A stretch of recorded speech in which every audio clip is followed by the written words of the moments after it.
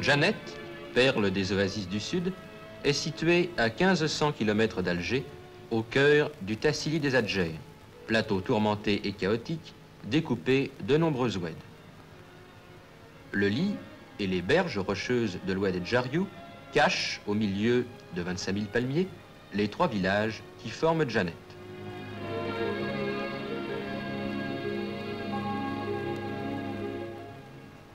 Les premiers Français arrivèrent à Janet en 1903, mais le Borge, qui domine la vallée, ne fut édifié qu'en 1911 et fut baptisé Fort Charlet du nom de son constructeur. El Mian, village Chamba,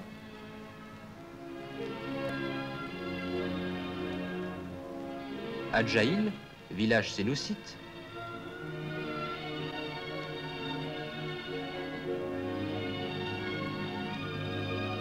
Azelouaz, village Targui, forment l'agglomération de Janet. La population est composée principalement d'Aratines, descendants des anciens esclaves, et de Kel Janet, qui sont des Targis devenus sédentaires. Toutes ces populations sont musulmanes et pratiquent leur culte avec ferveur. Des réunions d'hommes ont toujours lieu auprès des tombes de marabouts, signalées d'un linge blanc, où, après de calmes débats, de ferventes prières sont prononcées.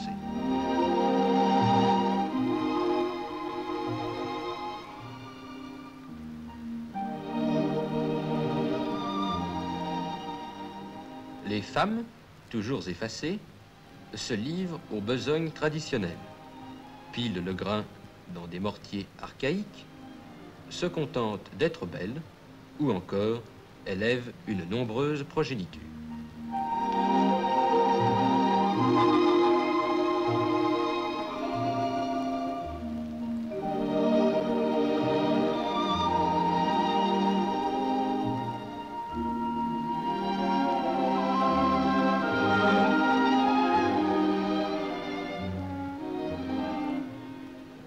Ce qui fait la richesse de l'oasis et la douceur de son site, c'est l'eau. Plus de 200 sources et puits donnent à Janet l'eau fécondatrice. Puisée par des moyens ancestraux, elle est acheminée par de petits canaux d'irrigation vers les cultures.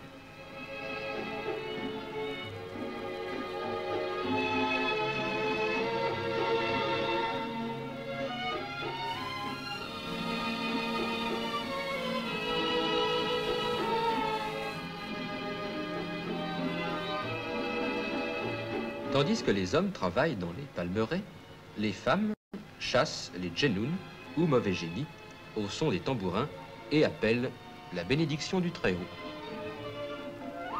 D'autres installations hydrauliques plus modernes alimentent aussi les cultures.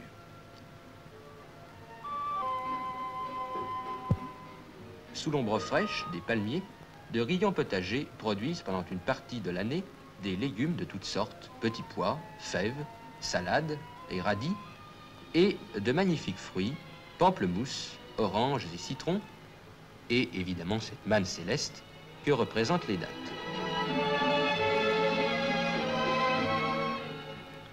Janet, peuplée de 1500 habitants, possède un groupe scolaire remarquable, construit en 1951 et comprenant 3 classes.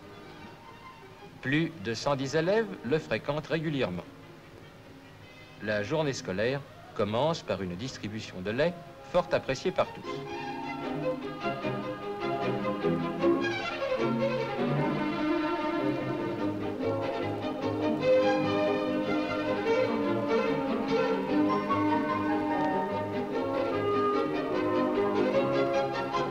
L'enseignement est donné par 2 jeunes instituteurs d'origine métropolitaine, la direction de l'école étant assurée par un pédagogue qui totalise près de 15 ans de présence au Sahara.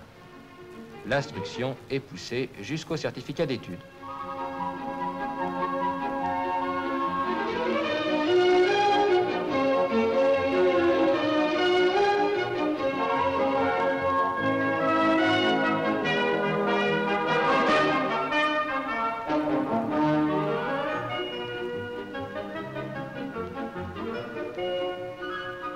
Dans la même école a été installé un atelier moderne qui permet aux enfants de développer leur adresse dans le travail du bois et la décoration en marqueterie.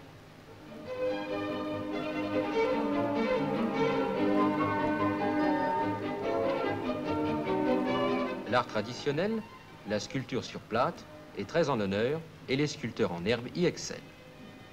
Les petits écoliers de Janet ont d'ailleurs entrepris de décorer eux-mêmes la façade de leur école dans le style typique de la tradition saharienne.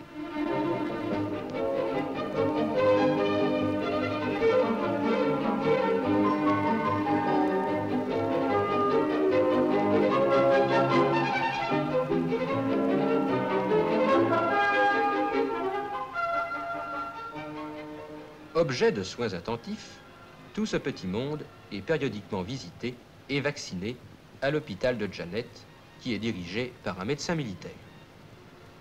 Cet hôpital, dont la construction a été terminée en 1956, a une capacité de 60 lits et est doté des derniers perfectionnements de la technique moderne.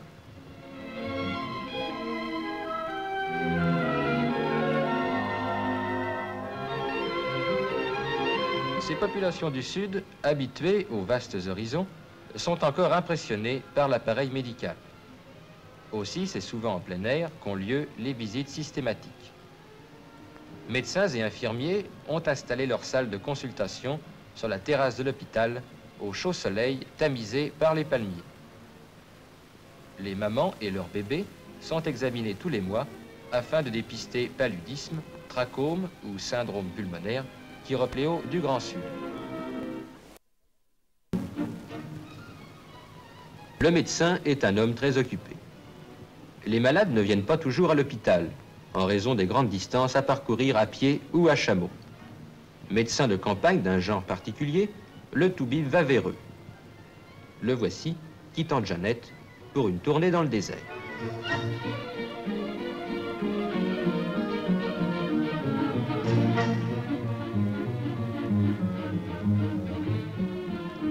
Dans le chaos du Tassili des Adjers et sous l'implacable soleil du Sud, par des itinéraires de cauchemar que l'on ne peut parcourir à moins de 3 véhicules, tant la panne risque d'être fatale aux voyageurs égarés, le Toubib s'aventure pour visiter les campements et soigner ses lointains malades.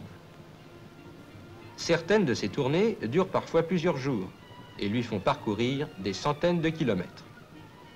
Il est vrai qu'au Sahara, le temps et la distance ne comptent pas.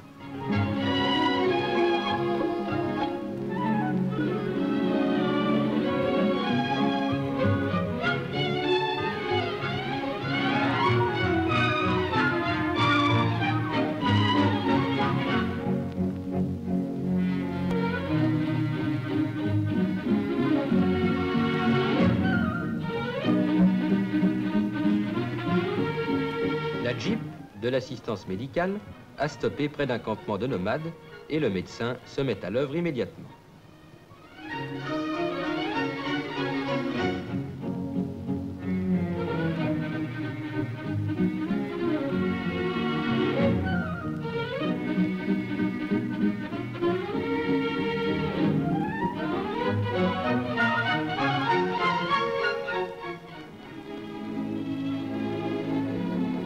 L'eau est bien entendu le grand problème du Sahara. Aussi le service de l'hydraulique de l'Algérie a-t-il entrepris des forages systématiques afin de créer des points d'eau de débit constant dans le but de faciliter la vie des populations et des équipes de prospecteurs. Contrairement aux vieilles croyances, le Sahara ne manque pas d'eau. On la trouve effectivement en abondance à des profondeurs variant entre 15 et 150 mètres.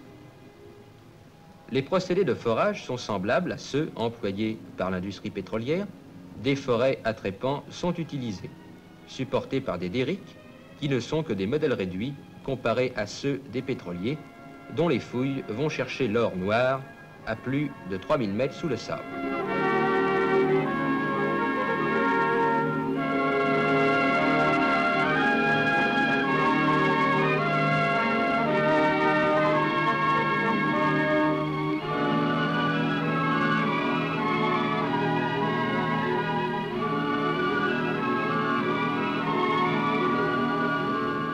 Nous sommes ici à Tin Al-Koun, à 100 km à l'est de Janet, à proximité immédiate de la frontière libyenne. La recherche de l'eau ayant été couronnée de succès, le génie militaire construit un centre destiné à être un pôle d'attraction pour les nomades, un poste frontière et une base pour les prospecteurs de pétrole, de diamants, de platine et même d'uranium.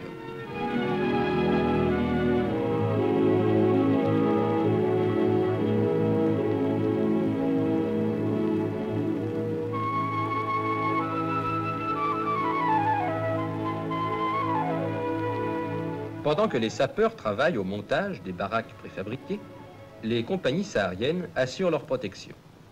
Ces unités ont une grande mobilité et constituent la police motorisée du désert.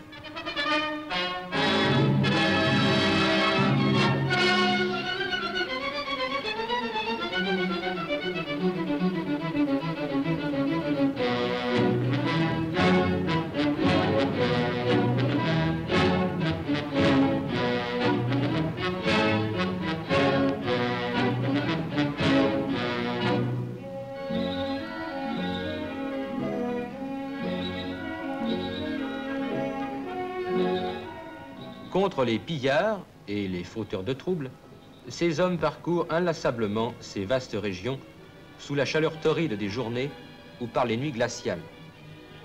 Nomades perpétuels, ils partent pour des raids de plusieurs semaines, patrouillant dans les rochers des Adjers ou dans les dunes de sable. Aux rigueurs du climat s'ajoutent les innombrables difficultés du terrain, véhicules enlisés dans les sables, moteurs empoussiérés, pneus déchirés par les rochers. Ces unités sont les gardiennes des oasis. Grâce à elles, les populations travaillent en sécurité, cultivant leurs jardins et leurs palmiers. Dans ce lointain désert, ce bout du monde, la France a apporté la vie.